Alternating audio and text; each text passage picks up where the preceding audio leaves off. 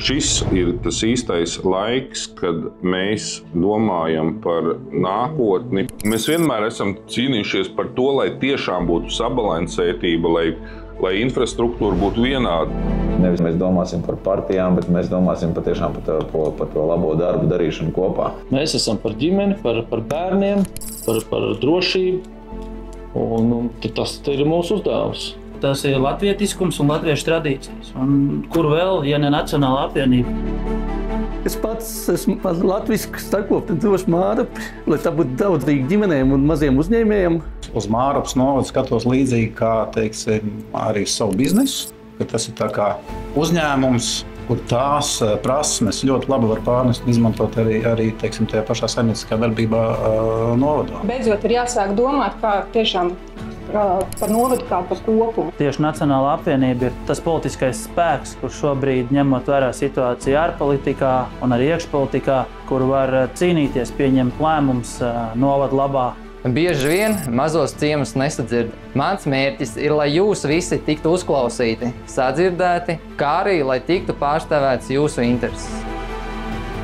Mārupas novadā būtu vajadzīga jauna koncertvieta, jauns multifunkcionāls šāds kultūras centrs, kur būtu gan vairāk plašāks telpas, gan arī laba koncertzāle. Un kopā ar kolēģiem no Nacionālās apvienības mēs to noteikti panāksim.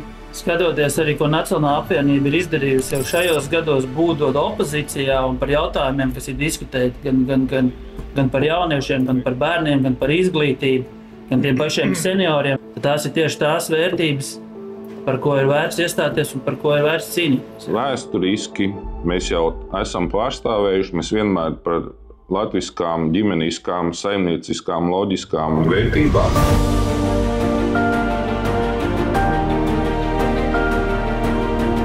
Pateicoties Andra Puidas enerģijai un ieguldītajam darbam, Mārupes domē līdz šim ir bijusi ļoti konstruktīva un veiktspējīga opozīcija.